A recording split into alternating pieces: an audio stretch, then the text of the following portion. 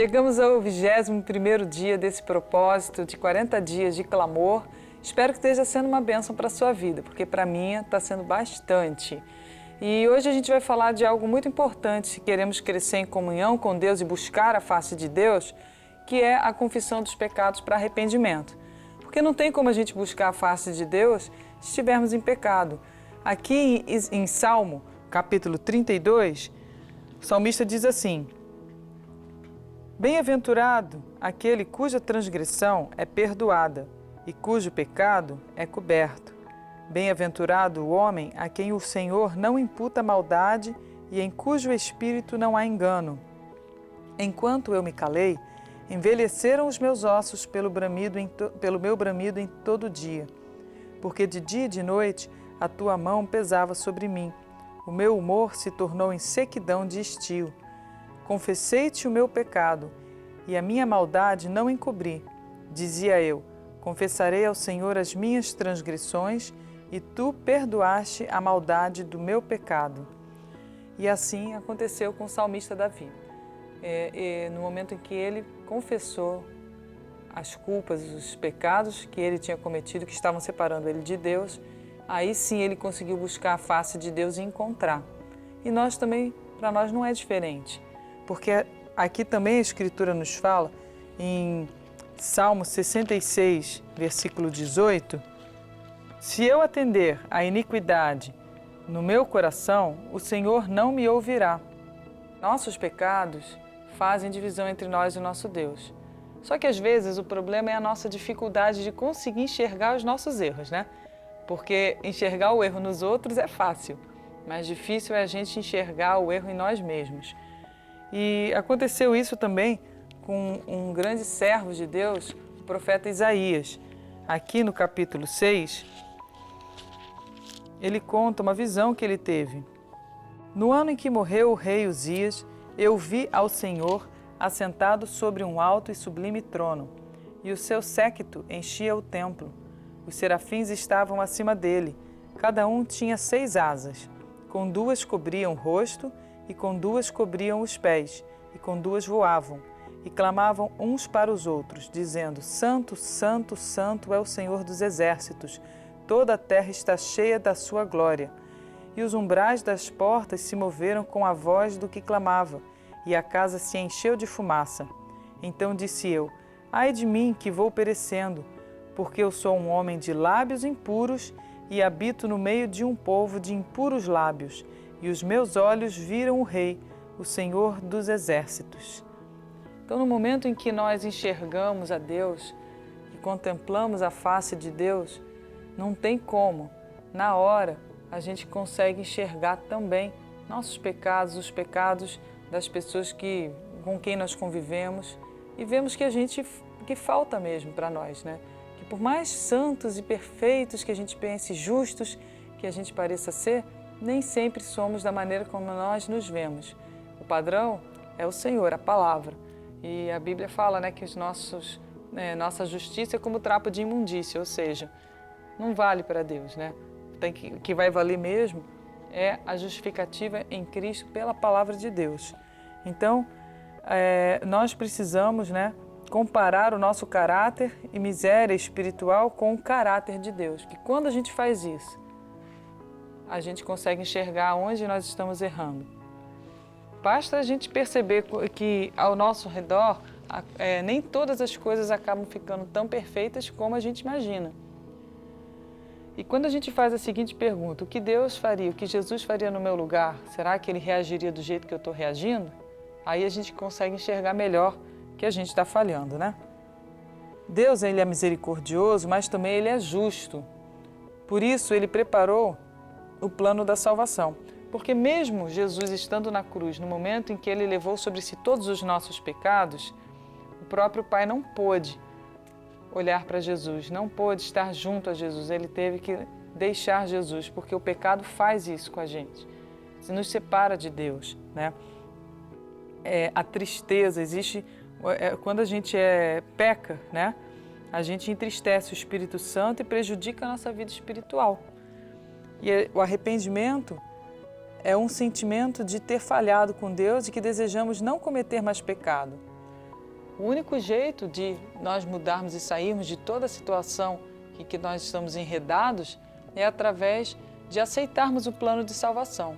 Aliás, eu tenho perguntado para muitas pessoas, você conhece o plano de salvação? E muita gente olha assim, para uns segundos e fala, não. Já ouviu falar? Não.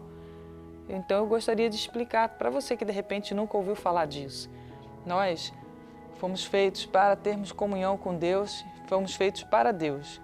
Mas no momento em que Adão pecou, a humanidade toda ficou separada de Deus. Por conta disso, durante um bom período da humanidade, nós vimos que não havia mais como nos religarmos a Deus. E aí o Senhor criou um plano de salvação. Deus amou o mundo de tal maneira que enviou seu Filho Jesus para que todo aquele que nele crê não pereça, mas tenha vida eterna. Então, através de Jesus, a gente pode ser religado a Deus. Porque com o pecado, o homem passou a ser guiado só pelos 5 sentidos, mas não mais pelo seu espírito, que acabou morrendo espiritualmente e não conseguindo ter mais conexão com Deus, com o Pai. Mas quando a gente aceita Jesus como Salvador, a Bíblia fala que nós nascemos de novo. Então, o nosso espírito volta a ter sensibilidade e a ter contato com Deus. E tudo isso acontece através do arrependimento. Quando nós nos arrependemos de um viver longe de Deus, confessamos os nossos pecados e aceitamos a Jesus como o único e suficiente Salvador, como o único que pode nos religar de volta para os braços do nosso Pai. E é isso que Deus deseja que a gente faça. Olha só o que diz aqui em 1 João, capítulo 1, versículo 9.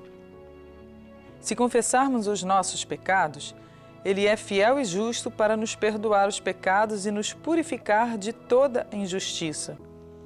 Tudo isso, gente, você fala assim, mas isso é muito bonito, mas eu sou um cara muito pecador, eu sou uma pessoa muito pecadora, eu não mereço, já matei, eu já fiz tanta coisa errada nesse mundo que para mim já não tem mais solução.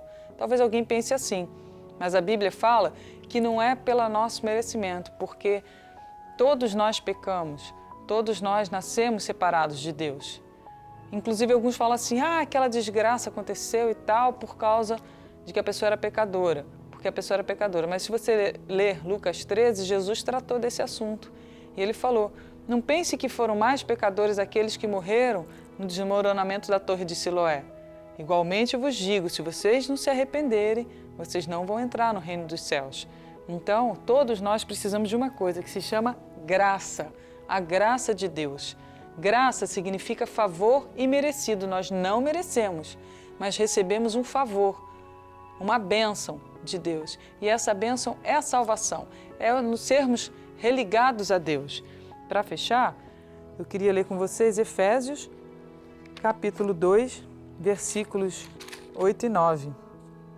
Porque pela graça sois salvos, por meio da fé. E isso não vem de vós, é dom de Deus. Não vem das obras para que ninguém se glorie. É você aceitar que você realmente, sem Deus, sem Jesus, você não tem como se religar ao Pai. E não é porque você é perfeitinho ou tenta fazer tudo perfeitinho que aí você vai conseguir a salvação. Não. Igualmente, todos nós precisamos dessa graça de Deus. Você quer tomar posse dessa graça de Deus? Então vamos orar? Pai, em nome de Jesus, nós queremos te louvar e te agradecer pelo maravilhoso plano de salvação.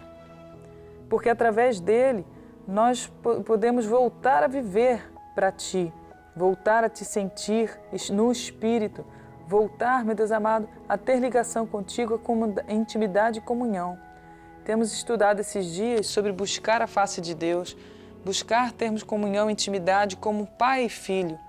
E, meu Deus, só através da Sua graça, só através do Seu plano de salvação, de aceitarmos Jesus como Senhor e Salvador, é que podemos voltar para os Seus braços de amor, estarmos de volta nos braços do Pai.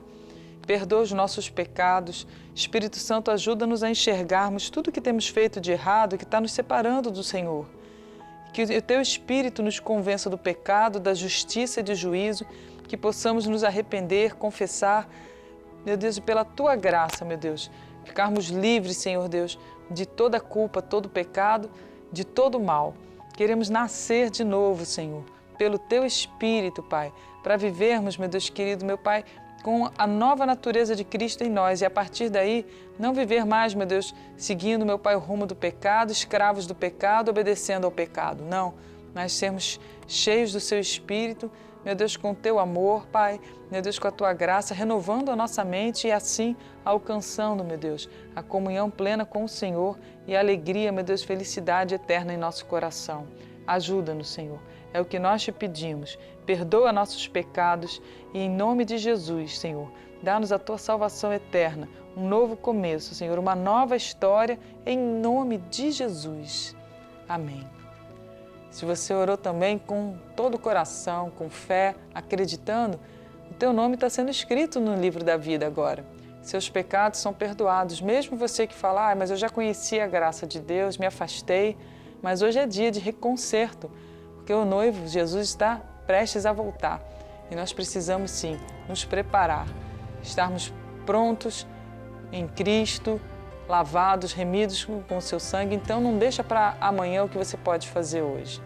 Esteja orando, buscando o Senhor, e o Senhor, com certeza, vai ter maior prazer de estar na sua vida. E é isso que a gente vai estudar amanhã. Por isso, não perca esse estudo nesse mesmo horário. Deus abençoe e até lá.